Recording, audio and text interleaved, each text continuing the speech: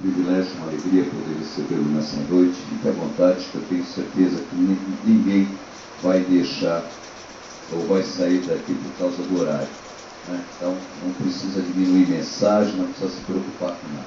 Vamos orar pela vida do pastor. Pode permanecer sentado, vamos orar pela vida do pastor Alex. Pai de amor, nós continuamos na tua casa, já te agradecemos por tudo que ouvimos, por tudo que presenciamos, e agora continue falando aos nossos corações, Pai. Nós te agradecemos pelo estabelecimento do pastor Sandovi, a sua esposa, te pedimos pela vida do pastor Esdras, por aquela família editada, que tu possa estar dando consolo, orientação, e agora que tu possa usar o teu servo, pastor Alex, para que ele possa realmente trazer o teu recado nessa noite. Fica conosco, nós pedimos em nome de Jesus. Amém.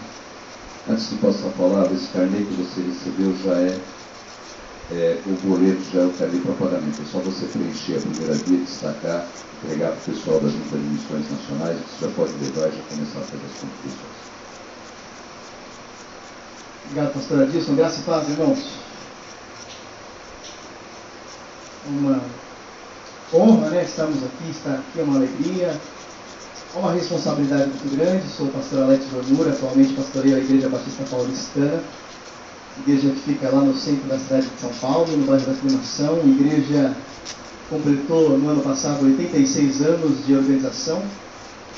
Sou o pastor do irmão Luiz de Carvalho. Aliás, agradeço a todos os irmãos que têm orado pela vida dele. Ele já teve alta, já está em casa, já está adorando a Deus lá no quarto dele. Amanhã eu o visito à tarde, né? Se algum irmão quiser ir comigo, a gente vai lá cantar com ele na casa dele amanhã à tarde. É uma honra estar aqui com os irmãos e é uma grande responsabilidade falar nesse púlpito depois do Brandão. O Brandão, ele incendeia os nossos corações, né? Ele nos inspira. E também depois do pastor querido, pastor Irlande. Não sei se ele está aqui no plenário, mas o pastor Irlande tem sido meu mentor nesse último ano. O pastor Irlande foi o pastor que conduziu o processo de sucessão da Igreja Batista Paulistana, dando posse a mim em dezembro de 2013. Então já fez um ano que eu estou pastoreando lá. Terminando aqui essa pregação, próximo domingo eu já saio de férias, né? Para a glória de Deus. Bom, eu sou jovem, aliás, tem poucos pastores jovens aqui, e normalmente é assim, nos eventos da denominação, nós temos poucos pastores jovens, né? Eu tenho menos de 30 anos. Quantos pastores aqui presentes têm menos de 30 anos de idade? Levante sua mão. Ó, sem ser o pastor Carlos Eliseu. Tudo mentiroso, né? Porque mesmo... Eu acho que eu talvez seja o único pastor aqui com menos de 30 anos. E tem mais um lá? Maravilha, que bom, né? Pastor Jarbas também, né? Isso mesmo. De ministério, não, nem de 30 de ministério já deve ter, mas é uma honra estar aqui. Então eu peço que os irmãos me considerem com muita misericórdia, com muita graça, né? Se lembrem de quando vocês tinham menos de 30 anos de idade e tenham compaixão da minha vida, né? Não é fácil. Aliás, eu pensei em falar os corações dos pastores, porque se eu falar as coisas aqui, termos exegéticos, hermenêutica, falar de coisas da teologia, eu tenho certeza que vocês vão ser tentados a sair deste lugar, tomar um café, né? Eu ia falar, a sair daqui e fumar um cigarro, mas o pastor não fuma, né? Graças a Deus por isso, pelo menos aqui, né? Mas eu sei que os pastores vão ficar tentados a sair, então eu vou tentar falar o coração dos pastores, porque se eu falar só a razão vai ser muito complexo. E eu vou falar de percepções de um jovem pastor, percepções, anseios, temores e as perspectivas de um jovem pastor. Atualmente estou lá como presidente da Associação Batista, estive 3 anos como mobilizador em missões mundiais. E a gente vê muito jovem criticando a denominação, muito jovem falando que não funciona a ordem, que não funciona a denominação. Mas eu falo para os que eu tenho a oportunidade que é muito fácil você criticar sem estar no meio. Se você fala só de fora e não vive, é muito fácil. O grande desafio é termos uma voz ativa dentro da denominação e dentro dos meios, né? E por isso, eu quero falar dessas percepções de alguém que é jovem, mas que não está do lado de fora. Não estou apenas atacando pedras e não é meu propósito atacar pedras. Eu acredito que talvez a maior parte dos dilemas e desse gap que existe, desse espaço que existe, da falta de jovens pastores presentes nas nossas organizações, ou da falta de talvez de um envolvimento disso tudo, talvez seja pela falta de mentoria, pela falta de uma prática de discipulado, pela falta de novos referenciais. Por isso o tema dessa mensagem é em busca de referenciais. Aliás, eu tenho certeza que você conhece jovens vocacionados na sua igreja. Eu tenho certeza que você tem contato com jovens que estão fazendo seminário. Está aqui comigo o Leonardo, o seminarista, o pastor Claudinei, são membros lá da Paulistana. Lá na igreja temos 4 seminaristas. Você também tem seminaristas com você. E você sabe que esses seminaristas de hoje, aqui no estado de São Paulo, eles possuem algumas referências ministeriais. Eles possuem aqueles pastores que eles se inspiram, que eles um dia querem ser como. Você conseguiria imaginar quem são as referências dos jovens vocacionados da sua igreja? Você consegue aí colocar na sua mente, imaginar, ou até prospectar quem seriam as referências ministeriais, os pastores que os jovens vocacionados admiram hoje? Você saberia dizer qual é o jovem, qual é a referência que o jovem da sua igreja admira? Não precisa falar. Mas talvez você pense aí, é o pastor X daquela igreja grande, é o pastor Y, não é aquele outro pastor. E é muito provável que esse pastor, que é a referência do jovem vocacionado da sua igreja, é muito provável que esse pastor não esteja aqui. Mas isso é um erro. Porque a grande referência do jovem vocacionado da sua igreja não tem que ser um pastor lá daquela igreja, ou outro pastor, aquele pastor de uma igreja de 7.000, de 4.000 membros. Não, a grande referência do jovem vocacionado da sua igreja tem que ser você. Amém? Tem que ser os pastores aqui presentes. Eles precisam olhar para você e falar: eu quero ser como o meu pastor. Eu quero me inspirar nele, eu quero amar, pregar como ele, discipular como ele, pensar, amar o ministério como ele. E talvez porque nós não temos tantos pastores de igreja que são as referências desses jovens, talvez seja por isso que grandes ausências e grandes dilemas existem hoje na nova liderança. Quando a gente fala de treinamento de liderança, de discipulado, de mentoria, tenho certeza que muito provavelmente as cartas ou os textos bíblicos que mais falam sobre mentoria, sobre discipulado, são as cartas pastorais do apóstolo Paulo, né? Principalmente as cartas a Timóteo. Eu queria ler com os irmãos a segunda carta de Paulo a Timóteo, 2 Timóteo capítulo 1, a partir do verso 3. 2 Timóteo 1 e 3. Essa é uma carta profundamente pastoral, de discipulado, de mentoria. E Paulo fala aqui como se fossem as últimas recomendações do apóstolo. Há indícios que essa seja uma das últimas cartas escritas pelo apóstolo Paulo. Ele estaria aqui escrevendo as recomendações finais do apóstolo ao seu discípulo amado. Então, tem coisa muito importante nessa carta aqui.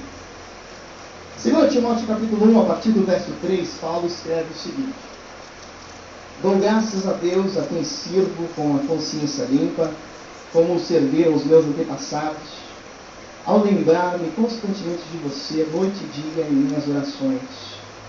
Eu lembro-me das suas lágrimas e desejo muito vê-lo, para que a minha alegria seja completa.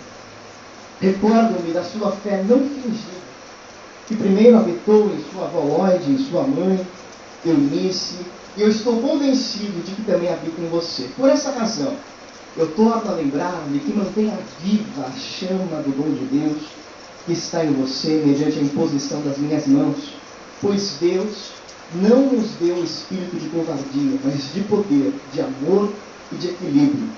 Portanto, não se envergonhe de testemunhar do Senhor e nem de mim, que sou prisioneiro dele, mas suporte comigo os meus sofrimentos pelo Evangelho, segundo o poder de Deus, que nos salvou e nos chamou com uma santa vocação. Não em virtude das nossas obras, mas por causa da sua própria determinação e graça. E essa graça nos foi dada em Cristo Jesus desde os tempos eternos, e sendo agora revelada pela manifestação de nosso Salvador, Jesus Cristo. Ele tornou inoperante a morte e trouxe à luz a vida e a imortalidade por meio do Evangelho. Desse Evangelho fui constituído pregador, apóstolo e mestre. Por essa causa também sofro, mas não me envergonho, porque eu sei em quem tenho crido, e estou bem certo de que Ele é poderoso para aguardar o que lhe confiei até aquele dia. Retenha com fé e amor em Cristo Jesus, o modelo da sã doutrina que você ouviu de mim, quanto ao que lhe foi confiado, guarde por meio do Espírito Santo que habita em nós. Amém?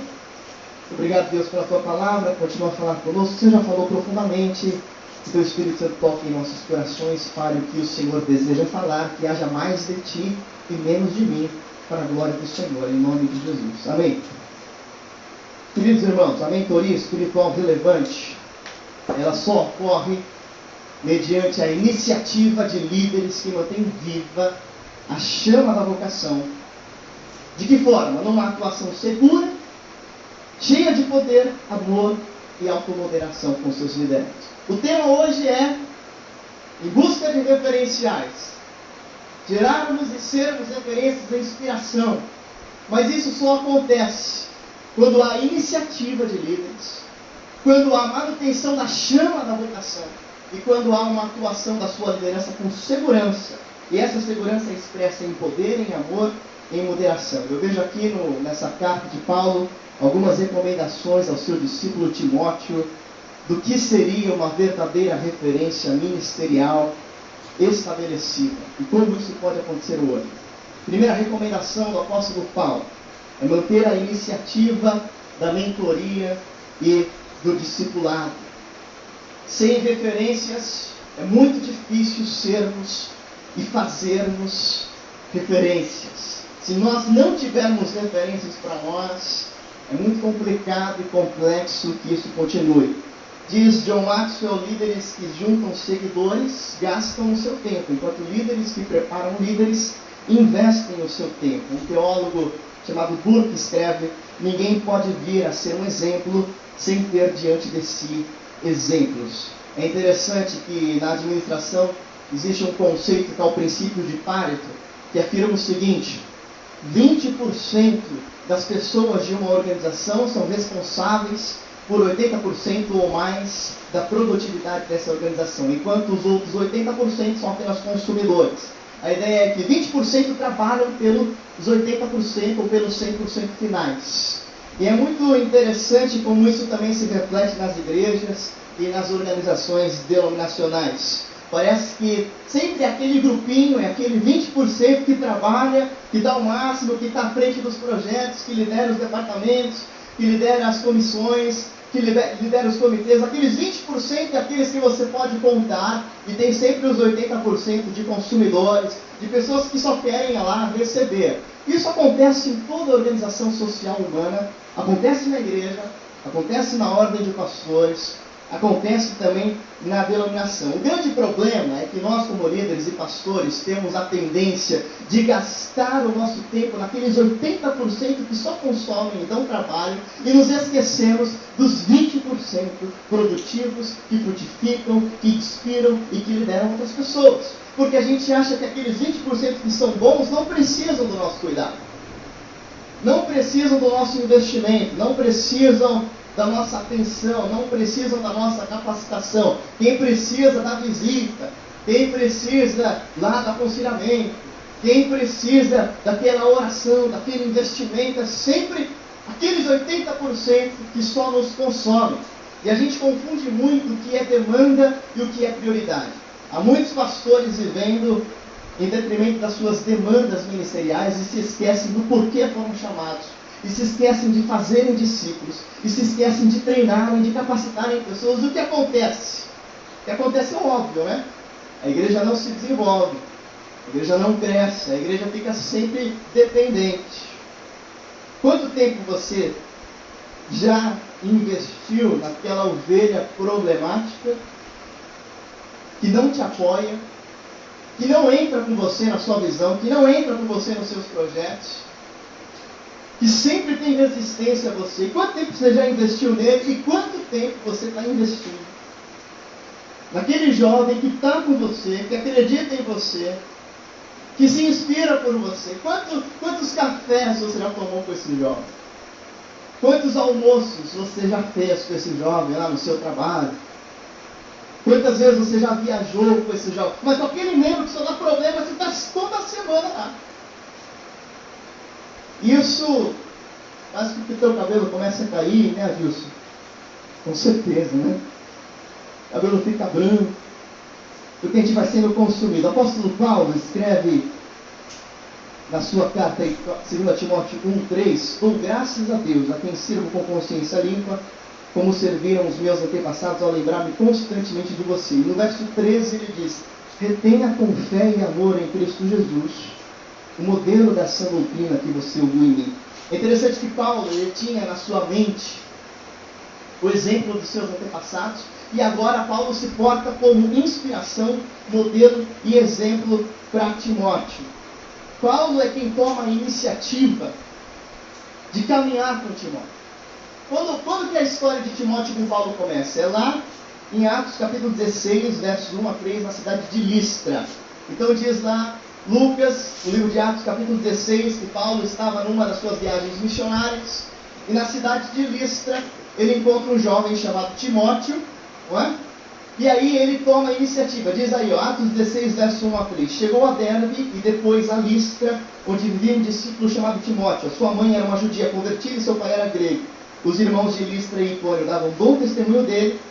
Paulo, querendo levá-lo na viagem, se circuncidou por causa dos judeus que viviam naquela região. É interessante que é Paulo quem olha Timóteo e vê em Timóteo um grande potencial.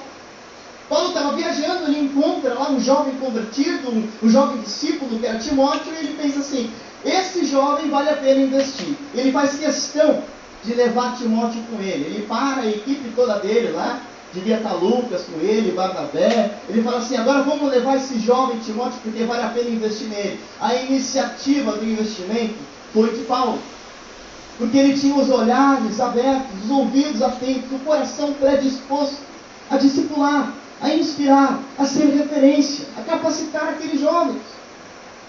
Timóteo era aparentemente um jovem sem muita consideração social. Quem era Timóteo? Timóteo não era aquele grande teólogo. Timóteo não era aquele pregador exímio, aquele pregador de multidões, não. As referências ao jovem Timóteo apontam que Timóteo era tímido, que Timóteo sofria de problemas de saúde, que Timóteo tinha uma postura que não era muito imponente. Paulo recomenda a Timóteo que ele se porte firmemente, que ele pregue. Paulo fala para Timóteo: olha, cuida da sua saúde. Paulo escreve lá aos Coríntios: receba bem Timóteo, porque pode ser que ele fique acanhado na presença de vocês. Tudo nos leva a crer que Timóteo era tímido, não sabia pregar, tinha problema de saúde, tinha uma série de defeitos. E ele sofria aí com o perigo de rejeições. Timóteo não era aquele cara mais capacitado. Mas sabe de uma coisa? Timóteo era aquele mais disponível. Nem sempre os mais disponíveis são os mais capacitados. Mas a gente quer o líder prontinho. A gente quer a ovelha pronta. A gente quer aquele cara que faz tudo, que sabe fazer, que sabe como fazer, mas esse cara que vai estar com você não está pronto ainda. Esse cara que vai dar o sangue por você, esse cara que vai à frente, esse cara que vai te visitar na prisão, como Timóteo visitava Paulo antes da prisão, esse cara que vai ser o teu discípulo amado, ele não está pronto. Ele precisa da sua atenção, do seu olhar, do seu foco, do teu cuidado, da tua oração. Amém, pastores? Os irmãos estão comigo aqui? Já aplaudiu os irmãos? Não, o Brandão está comigo, né? E aí agora? O Brandão está comigo, tá bom. Bom, irmãos, olha o perfil do Timóteo. Faça lá o perfil do Timóteo. Pastor, aí ó, discípulo do apóstolo. Olha o que ele era. Jovem, tímido, sem postura, desprezado, tinha mais condições. Era. E Paulo paga o preço de investir na vida dele. Paulo escolhe, ele fala, esse aqui que eu vou pegar. É interessante que Paulo se decepcionou outras vezes. Ou não? Paulo não foi abandonado por João Marcos. Lembra de João Marcos? E não foi só João Marcos que abandonou Paulo. Paulo fala de outros, fala de um homem chamado Demas, lá em 2 Timóteo 4:10. Ele escreve assim: Demas, amando este mundo, abandonou-me e foi para Tessalônica. Crescente, que é outro discípulo, também me abandonou e foi para a Galácia. Tito foi para Dalmácia, só Lucas está comigo. Paulo, ele acreditava nas pessoas, mas isso não o isentava de se decepcionar com elas. Amém, irmãos? Aliás, Israel Belo de Azevedo escreve que expectativa elevada é mãe de uma frustração elevada. Paulo esperava bastante dos seus discípulos, mas nem sempre os seus discípulos retornavam o que ele esperava dele. Mas isso não o impedia de continuar acreditando, inspirando e discipulando. Amém, irmãos? Você vai se decepcionar. Talvez você escolha alguém para caminhar com você e se alguém não vai corresponder, mas isso não te impede de continuar acreditando em pessoas. Porque o verdadeiro líder acredita mais nos outros do que em si mesmo. Se você quer marcar pessoas e marcar a vida de pessoas, siga acreditando em pessoas. Acredite no potencial delas. Acredite que eles vão chegar lá, se inspire, creia. Mas não escolha qualquer um. Não desperdice o seu tempo. Invista seu tempo naqueles que estão dispostos. Lembre-se do pequeno e esquecido Davi, né? Diante de Samuel. Samuel chega na casa de Jessé. Vem aqui ungir alguém. Jessé chama o primeiro irmão, não é esse não. O segundo irmão, não é esse, bonito, não é esse. Terceiro irmão, não é esse. Acabaram teus filhos, Jessé? Pergunta Samuel. E Jessé fala, tem mais um, tem lá o Davi, está pastoreando. É esse aí. Nem sempre os que serão grandemente usados são realmente os mais preparados, mas os que são usados são os disponíveis. Aliás, você só está aqui porque alguém acreditou em você, não é verdade? Você teve alguém que acreditou na sua vida. Eu tive pessoas que acreditaram.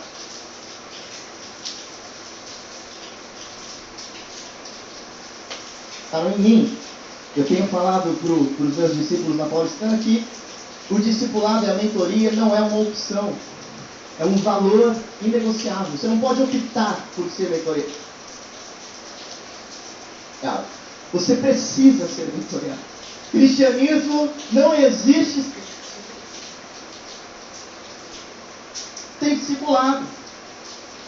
Cristianismo não existe sem inspiração de pessoas. Jesus fez isso com seus outros, mas tinha lá os seus 3 mais próximos.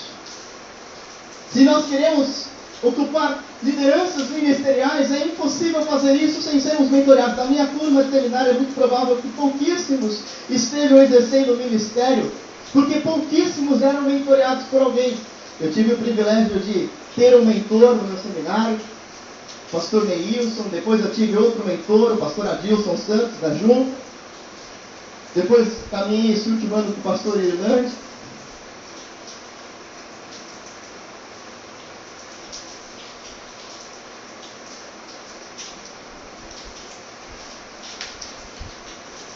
Eu nunca caminhei sozinho. Nós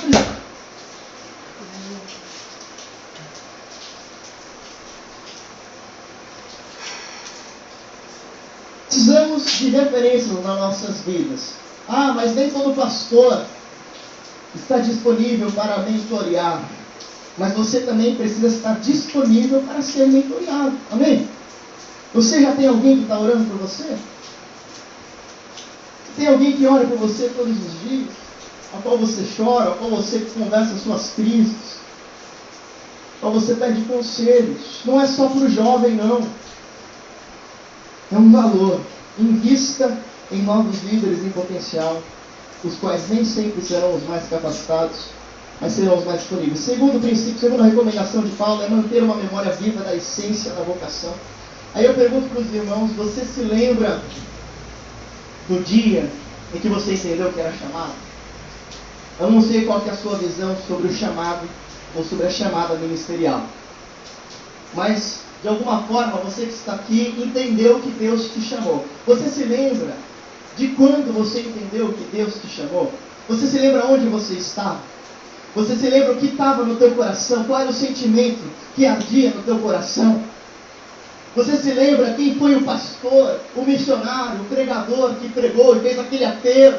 Quem aqui quer se dedicar à obra de Deus? E você, jovem, levantou a mão. Aí você foi à frente naquele culto missionário. É sempre culto missionário, né, pastor Brandão? Culto missionário desperta a vocação. Eu tenho certeza que tem muitos pastores aqui que viraram pastores por causa de um culto missionário, não é verdade? Sim ou não? Quantos se sentiram chamados num culto missionário? Levante sua mão. Muitos. E o que estava no teu coração naquele dia, naquele culto missionário? O que o Espírito de Deus confirmou e bateu no teu coração? Não foi um sentimento profundo, um sentimento de alegria, um sentimento de ser usado por Deus, de gastar sua vida em Deus, de falar, Deus, eu quero pregar o teu evangelho. Aí quando a gente vê essas fotos lá da Bahia, do sertão, a igreja só com um tronco, aquele homem lá, analfabeto, feliz, não sabia ler, mas feliz porque ele era um missionário lá. Não é isso que ardia no teu coração? E como é triste, como depois de alguns anos isso já não arde mais. Ah, mas você é jovem, pastor Alex. Eu sou jovem, mas todo dia eu oro, Deus não deixa morrer no meu coração o porquê de estar aqui. Tenho 27 anos, uns minutos. O Brandão não tem minutos, né? Vou colocar os minutos aqui para mim, ó, para contar. Aí, olha, brincadeira. Eu me lembro, lá na Faculdade Teológica de São Paulo, todo dia eu ia para a Faculdade Teológica. Eu não sei se na sua época tinha isso, né? Mas lá tinha uma sala, tem uma sala de oração hoje. E todo dia, seminarista, comecei com 17 anos, ia lá para a sala de oração todo dia antes de começar a aula, ajoelhava e falava, Deus, não me deixe esquecer do porquê eu estou aqui. E sabe, meus irmãos, talvez depois de 15, 20 anos, 30 anos de ministério, 40 anos de ministério, você já se esqueceu do porquê você está aqui, do que ardia no teu coração, do porquê você disse sim para Jesus, do porquê você disse, Senhor, eu quero ser um pastor, eu quero ser um missionário. Você falou que queria ser missionário, nunca foi para missões. Missões mundiais tem um radical sênior, nacionais tem que criar um radical sênior, a terceira idade. Você se esqueceu do que ardia, e sabe, as pessoas aí começam a confundir chama da vocação com carreira denominacional. O auge da minha carreira denominacional, o auge do meu ministério é ser o presidente de sei lá o quê. Deus não te chamou para isso, amém, irmãos? Deus chamou para ser pastor, ou não? Ou Deus chamou para ser presidente de sei lá o quê? Aí a gente começa a confundir. Não, é isso, a gente esquece no meio do caminho o porquê estamos aqui, o que estamos fazendo. Olha o que Paulo escreve. 2 Timóteo 1, 5 a 6. Recordo da fé sem fingimento, mantendo viva a chama do dom de Deus, mantendo viva a chama do dom de Deus que está em você. É interessante, Paulo fala toda hora sobre recorde.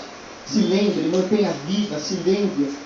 Porque Timóteo, ainda que jovem, precisava também se lembrar todo o tempo dessa chama da vocação. A palavra manter vivo, mantenha viva, né? Do grego aí, anasopurel, significa literalmente manter vivo o fogo, né? Pode passar o próximo aí. Diz, manter vivo o fogo. Paulo está querendo dizer literalmente, olha, mexa aí nas brasinhas que estão no teu coração, naquelas brasas, que talvez estejam quase se apagando, comece a soprar, comece a jogar um pouquinho de álcool, de combustível, mexe as brasas, não deixa apagar essa brasa. A palavra em grego traz essa ideia de não apagar a brasa. John MacArthur escreve que esse dom que deveria ser mantido em Timóteo é o dom específico para pregação, ensino e para evangelização, conforme 2 Timóteo 4 e 1 Timóteo 4. Paulo está falando literalmente para Timóteo: não deixe se esquecer da pregação, da vocação, da palavra ser transmitida, do pastoreio, de vidas sendo transformadas. Não deixe isso apagar em teu coração. Essa fé sem fingimento que ele precisava se lembrar, só é possível quando você não tem mais outros anseios, você está transparente, está sincero, você não finge mais. Você só quer uma coisa, que é estar com Deus, é viver para Deus, é adorar a Deus. Como dizem Wayne Grudem e John Piper. Wayne Grudem e John Piper têm um livro em conjunto, e eles escrevem algo muito interessante sobre esse dom, sobre tudo isso. Eles escrevem assim: o pregador, olha, tem a citação deles, eu vou usar aqui, isso. O pregador que concede vida é um homem de Deus, cujo coração está sempre sedento de Deus, cuja alma está sempre seguindo com afinco a Deus, cujos olhos estão fixos em Deus, e em quem, pelo poder do Espírito de Deus, a carne e o mundo têm sido crucificados, e o seu ministério se apresenta como corrente abundante de um rio doador de vida. Para que essa chama não apague, para que a fé seja sem fingimento, os nossos olhos têm que estar focados em Deus. Amém, irmãos? Nosso coração tem que olhar para Deus, a gente tem que ter sede de Deus. Como é triste quando nos momentos de adoração, de oração, os pastores não adoram, não oram, não se entusiasmam com a transformação de vidas, não buscam a Deus, já não fazem mais seus devocionais, já não tem mais disciplina espiritual. Você faz do ministério uma carreira, você faz aí uma rotina diária. Você não está mais no ministério por causa de Deus, seus olhos já não estão mais em Deus, você se acostumou a fazer o ministério. A chama está apagando, ou já apagou. Portanto, lembre-se do porquê Deus te chamou. Mantenha viva essa chama. Como diz Amy Bounds, o pregador não é um profissional, o seu ministério não é uma profissão, é uma instituição divina, uma devoção divina. E por último, e eu vou acabar no horário, última recomendação de Paulo a Timóteo: exercer a autoridade com poder, com amor e com equilíbrio. Sabe, meus irmãos, talvez novas referências não estão sendo produzidas, novos líderes não estão se engajando, novos discípulos não estão sendo formados, porque muitas vezes nós gostamos bastante da autoridade com o poder, mas nós nos esquecemos que a autoridade ela é exercida com poder, sim, mas também com amor e com equilíbrio. Líder que exerce autoridade com poder sem equilíbrio é líder autoritário, mas não é um líder inspirador. John Piper, no seu livro Irmãos, Nós Não Somos Profissionais, ele define o termo liderança espiritual da seguinte forma: liderança espiritual é homens que sabem onde Deus quer que o seu povo esteja, que tomem a iniciativa de conduzi-los até lá, pelos meios divinos e a confiança no poder dele. Liderar espiritualmente, aí, segundo John Piper, é saber onde Deus quer que você esteja e onde quer que as pessoas estejam, e conduzir essas pessoas ao plano máximo de Deus para elas. Ou seja, liderança espiritual é despertar todo o potencial de Deus na vida dos seus liderados. É conduzir essas pessoas que estão ao seu redor a serem melhores, a se potencializarem, a viverem os seus dons, a servirem, a crescerem. É torcer para que os seus discípulos cresçam e, quem sabe, se tornem maiores que você, mais famosos, mais conhecidos, mais frutíferos do que você. Mas parece que às vezes não queremos perder a fama. Temos medo e temos ciúmes daquele que está aparecendo. daquele jovem vocacionado. Como é que ele tem tudo isso que eu não tenho? Eu tenho 60 anos. Como é que ele já alcançou e a gente deixa lá escondido, não deixa aparecer, indiretamente, inconscientemente. Paulo escreve a Timóteo no verso 7, na versão A Mensagem diz, do Eugene Peterson: Deus não quer que sejamos tímidos com seus dons, mas ousados, amorosos e sensíveis. O mesmo versículo na NVI é: Deus não nos deu espírito de covardia, mas de poder, de amor e de equilíbrio. A palavra poder, como todos sabem, é a palavra em grego dunamis, né? Dunamis é aquela capacitação especial. Toda vez que a palavra dunamis aparece no grego neotestamentário, se refere a uma capacitação dada por Deus e muitas vezes relacionada a milagres ou feitos sobrenaturais. Ou seja, Deus nos dá dunamis, Deus nos capacita de forma especial para a liderança espiritual. Amém? Dunamis. Mas não é só dunamis que nós temos, capacitação especial. Paulo fala também aí de amor, e a palavra amor no texto aí é ágape. Vocês já sabem o que é ágape, né? Ágape, aquele amor, né, sacrificial, abnegado. Então, a liderança ministerial é feita com dunamis, mas é feita com ágape, com amor, com abnegação, com entrega, com auto-sacrifício.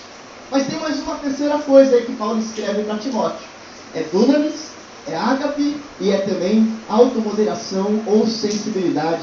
E a palavra em grego aí é sofronismos.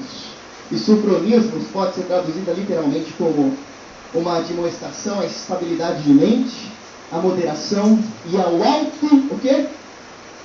Autocontrole. Repita, autocontrole. Isso é importante. O pastor Carlos Eliseu tem falado bastante sobre isso aqui nas tardes. Foi muito bom. Ou seja, temos que ter poder. Crer que Deus nos dá poder para os desafios ministeriais, para lidar com aquelas situações difíceis na assembleia, na diretoria, no teu conselho, né? Deus nos dá capacitação, sim, Deus nos dá poder. Deus também nos dá amor, mas sabe, a liderança é exercida com muito autocontrole e sensibilidade. É necessário exortarmos com paciência e mansidão, como escreve Paulo em 2 Timóteo 2, 24 e 25. Muitas vezes, aquele líder que gosta bastante do poder, de exercer poder, de mostrar que é ele quem manda, mas ele se esquece da moderação, da sensibilidade, do autocontrole, é porque talvez ele não esteja capacitado pelo Espírito. Ele quer exercer a sua autoridade humana, não a autoridade de Deus. Conduzir pessoas com poder, mas sem sensibilidade, não é liderar espiritualmente. Eu cito aqui o ex-CEO, o diretor da General Electric, o Jack Welch, né? O Jack Welch escreve algumas coisas muito interessantes sobre liderança. Ah, tem coisa boa de liderança fora da Bíblia? Na verdade, tudo que se tem de liderança está inspirado na Bíblia, né? O que a gente precisa é aprender a praticar hoje. E tem gente que pratica melhor a Bíblia, mesmo sem conhecê-la. Jack Welch foi o diretor da General Electric. Ele conduziu essa empresa GE a se tornar a gigante multinacional que ela é hoje. Quando ele assumiu, ela não era tudo isso. Depois da gestão dele, virou uma das marcas multimilionárias do mundo. E o que ele escreve? Ele escreve algo sobre liderança muito interessante. Lá na GE, ele desenvolveu um sistema público de classificação dos seus funcionários pelos seus méritos e pelas suas capacidades. Ele escreve o seguinte, que dentro de toda a organização, sempre existem os 20% que são aqueles mais produtivos, que fazem a empresa valer a pena, que dão lucro para a empresa. Tem os 70% que estão dentro da média, que são lá os razoáveis, mas são essenciais para a empresa se manter. E sempre tem 10% que estão abaixo da média, que precisam ser cortados, que são medíocres, e que sabem que não são produtivos e só atrasam a organização. Isso também se